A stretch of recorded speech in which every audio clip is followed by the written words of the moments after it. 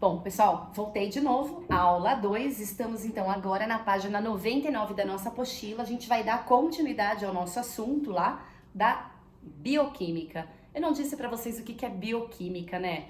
Na verdade, bioquímica é a paixão da minha vida, né? A parte da biologia que estuda a química, tal. Antigamente, os químicos, eles acabaram descobrindo muitos componentes, muitos átomos aí que envolviam a constituição da vida. E aí a biologia viu que havia necessidade de estudar essa parte mais profundamente. E essa parte ficou conhecida como bioquímica. Ai, a união da química com a biologia, na natureza e na minha vida. Puxa, que amor. Bom, vamos lá. Falar um pouquinho sobre os lipídios. Os lipídios são importantíssimos para nossa para a configuração da vida, para a formação da vida. Vocês vão entender que sem lipídios também as células não podiam existir, tá? Então a gente falou aí de dois importantes componentes aí para a vida, que foi a água e foram os carboidratos, também conhecido como os glicídios. Então a gente vai falar agora sobre um pouquinho de lipídio. Lipídio nada mais é, lipidio ou lipideo, nada mais é do que a gordura que todo mundo fala, né? O que a gente fala aí de gordura, óleo e tal. Vamos entender qual que é a diferença. Então, primeiro, eles são divididos em dois grupos, os lipídios simples e os lipídios complexos. O que são esses lipídios simples e complexos? Então, possuem na sua composição apenas carbono, hidrogênio e oxigênio. Pô, professora, mas você falou isso também dos carboidratos, né? É que basicamente os CHOMPs, lembra dos CHOMPs? Carbono, hidrogênio, oxigênio, nitrogênio, fósforo, enxofre. Basicamente eles que vão formar tudo aí que é de mais importante para as nossas células, tá bom? Bom, então, quem são eles? Então, se eu falo de um cara que é mais, que é um cara oleoso, é um cara que é apolar, o cara que não tem polaridade, ele é hidrofóbico, então assim, ele não é dissolvido na água. Se eu falar de um cara que tem essas características, eu tô falando de um lipídio. Se eu falar de um lipídio que tem carbono, hidrogênio e oxigênio, eu tô falando de um lipídio simples. Se eu falar de um grupo que além do carbono, do hidrogênio e do oxigênio tem, por exemplo, o fósforo em sua composição também, eu tô falando de um cara complexo. Eu tô falando de um fosfolipídio, por exemplo, ok? Bom, os simples representam o grande grupo, graças a Deus, né? Quem são eles? Pra gente entender aí de fins didáticos, ok? Então eu tenho os glicerídeos, que são formados basicamente por glicerol mais ácido graxo. A gente já vai falar um pouquinho dele. Eu tenho, que são os óleos e as gorduras, tá bom? Eu tenho as ceras, que é aquela, por exemplo, a cera, a abelha produz a cera, que para ela é importantíssima, para ela fazer a colmeia, tá? Então, para ela é uma questão de sobrevivência. A cera, pessoal, a diferença de óleo, gordura e cera, eu já vou falar no próximo slide, mas a cera, na temperatura ambiente, ela é muito dura. Alguém já pegou favo de mel para chupar? Não tem fica um negócio meio rançoso na boca? É cera, é pura gordura, é puro lipídio, na verdade. E na temperatura ambiente, ela tem aquele estado físico que a gente vê da cera de abelha. É bem rançoso, né? Os esteroides, na verdade, eles são lipídios importantíssimos do nosso corpo, né? O principal, a gente vai falar um pouquinho dele, do colesterol, já pra frente, e ele também tem função aí de formar importantes hormônios no nosso corpo, ok? E os carotenoides são lipídios que são pigmentos, na verdade é como se fosse um corantezinho oleoso que tá dentro das plantas, tá? Ele tá principalmente dentro dos vegetais, então ele tem aquela coloração alaranjada, avermelhada, amarelada. Então quando a gente vê uma planta, um vegetal dessa cor, ele tem um carotenoide aí, que ele tem esse lipídio importante. E esse lipídio, ele tem uma função extremamente importante no nosso corpo, por exemplo, ele age como um precursor da vitamina A. O que significa isso? Que eu tenho um beta-caroteno. Quando a gente for estudar um pouquinho sobre vitaminas, a gente vai falar disso, tá? Só pra gente entender agora por enquanto. Se eu não tiver esse caroteno, que é esse importante lipídio que vem de vegetais, por exemplo, né? Por isso que a gente fala de comer cenoura, é importante, que ajuda na visão. Se nós não tivermos esse importante lipídio na nossa alimentação, a gente não consegue, então, ativar, vamos dizer assim, a vitamina A.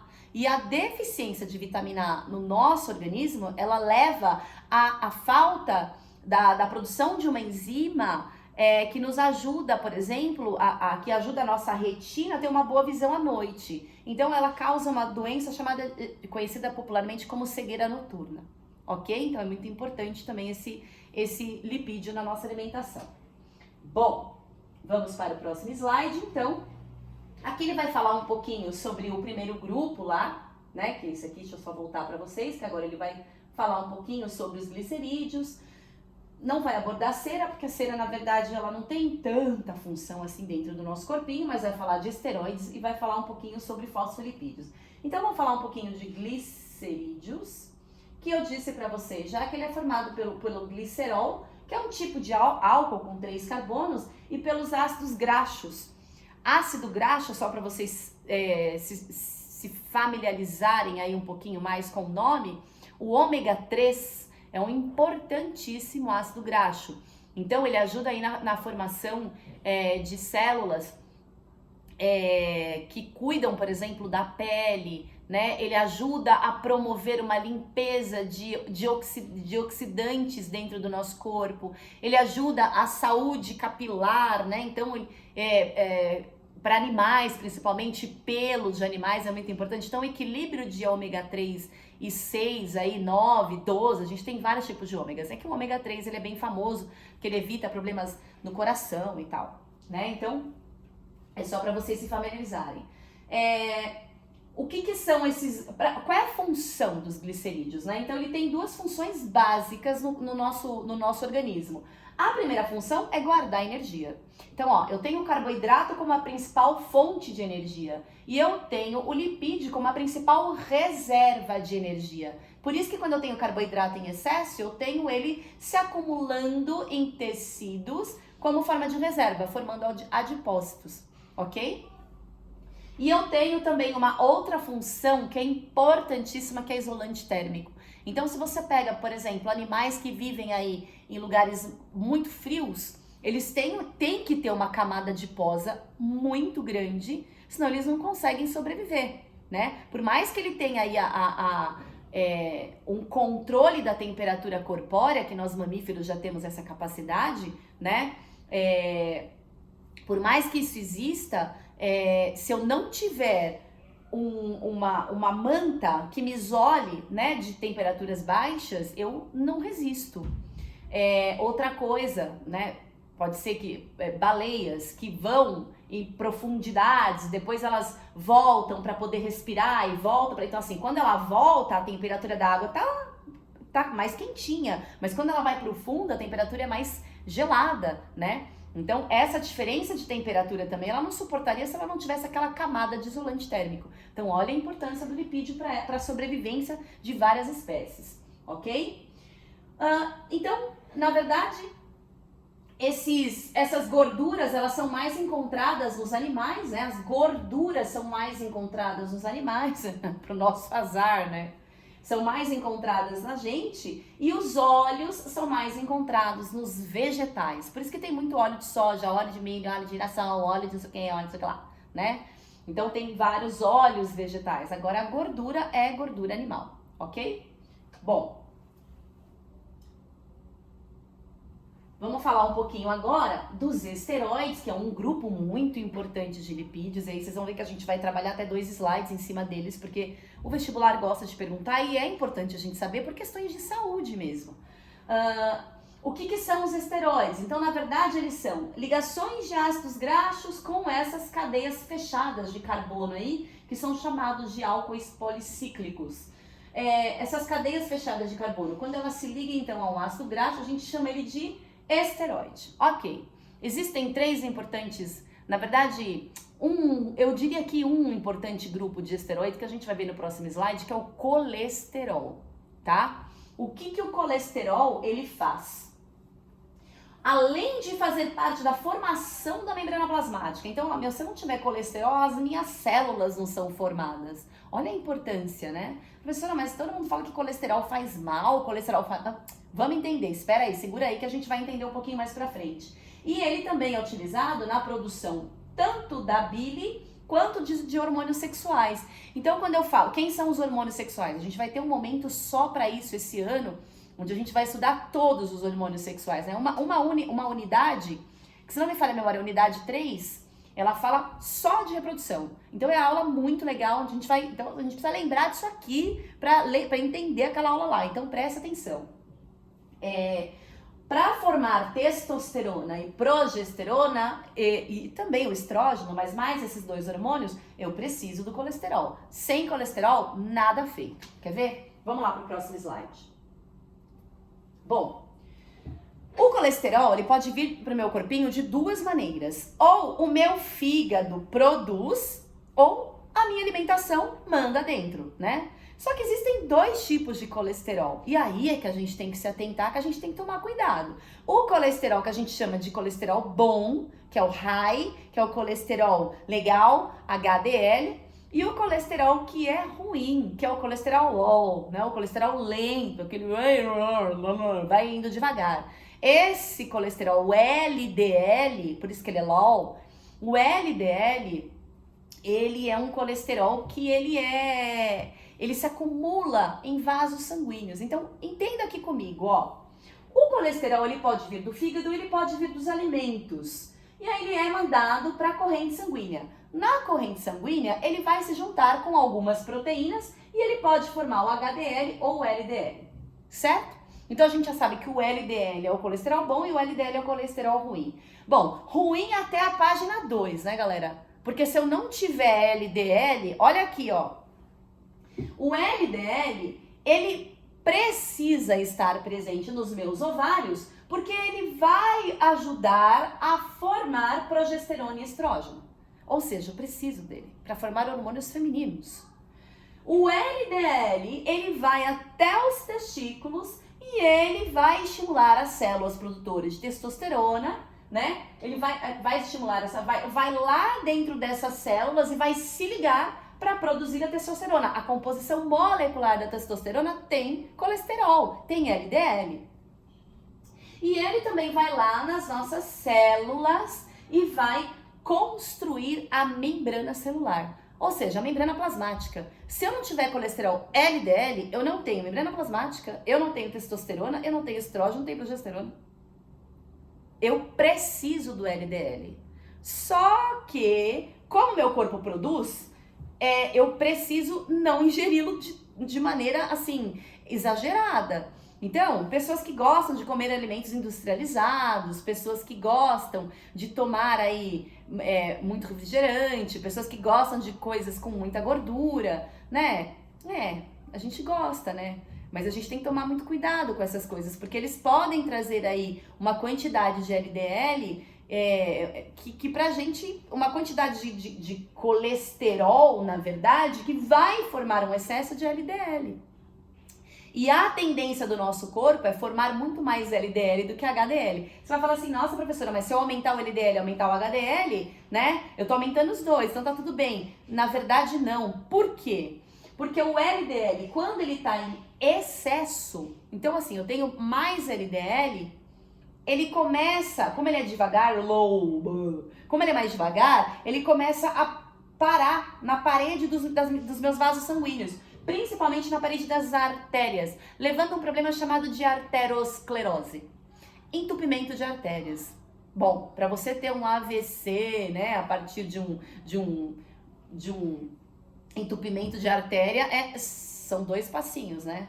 Então, tem que tomar muito cuidado com esse LDL. A alimentação, ela é a grande vilã. Claro que meu corpo produz, mas a alimentação é a grande vilã, tá?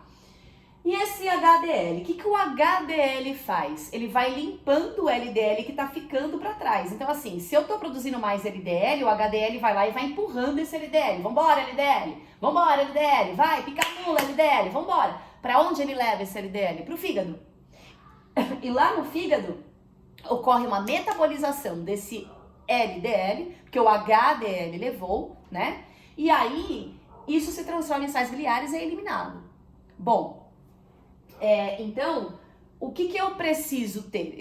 Por isso que a gente tem lá, quando a gente faz exame de gorduras no sangue, quando a gente faz exame de esteroides, o médico sempre pede o HDL e o LDL. Qual que é o ideal? O LDL, que é o colesterol ruim assim, né, gente? Coitadinho, né? A gente que faz errado, ele não é ruim. Esse colesterol que é o LOL, que é o colesterol mais devagar, ele tem um mínimo e um máximo pra ter. Então, o certo é a gente tá nessa faixa. E o nosso colesterol HDL tem que estar alto. Se ele estiver alto, o cara limpa tudo, ele é o faxineiro das artérias, né, o HDL. Então, se a gente tem o LDL dentro do parâmetro esperado e o HDL alto, cara, você tá bem. Pode ficar tranquilo que pra você tá, né, sossegado aí. Bom, falar um pouquinho agora dos fosfolipídios, que é o outro grupo de lipídio, um grupo extremamente importante também. Eu disse para vocês que o colesterol ele faz parte da composição da membrana, né, plasmática, mas ela é basicamente formada por fosfolipídio. Ela é uma dupla camada de fosfolipídica com membranas intercaladas. Então, o que é esse fosfolipídio? Carbono, hidrogênio, oxigênio e fósforo, tá? Lembra que ele é um lipídio complexo, quando a gente fez aquele primeiro slide, o simples e o complexo, tá? Então ele é um lipídio complexo, ele tem duas partes. E eu vou dizer para vocês que isso é fundamental para o funcionamento do corpo humano. Quais são as duas partes? A parte que a gente chama de cabeça, que é o fosfato, e a parte que a gente chama da cauda, que é onde tá aqui, essa parte do glicerol e ácido graxo. Essa parte de glicerol e ácido graxo é uma parte que ela é despolarizada. É uma gordura. Gordura não tem polaridade, tá? Por isso que ela é hidrofóbica, ela não tem afinidade aí pela água por ser despolarizada. E essa parte do fosfato, ela é uma parte hidrofílica. Por quê? Porque ela é polarizada. Isso faz toda a diferença na membrana celular em contato com a água do ambiente interno e externo. Se não fosse essa diferença de polaridade aí da membrana plasmática, as substâncias não iam conseguir passar para lá e para cá, né? Então existe uma diferença de um campo magnético, que a gente chama de gradiente de concentração, que faz com que todas as maravilhas da vida aconteçam. Então, nada disso seria possível se não tivesse essa mágica. Eu digo que é mágica mesmo, porque a biologia ela é muito mágica, né? São muitos detalhes, é tudo muito bem combinado, é tudo muito bem pensado, nem sei dizer, né? Bom, então essa parte aqui é importante para quando a gente for estudar membrana plasmática, vocês vão precisar lembrar dessa aula, né? Quando a gente for estudar reprodução, vocês vão precisar lembrar dessa aula. Então guarda com carinho lipídios, e hoje a gente ainda tem mais 2 aulinhas, a gente vai falar de proteínas e ácidos nucleicos, e aí eu prometo para vocês que a gente acaba essa etapa do capítulo 3.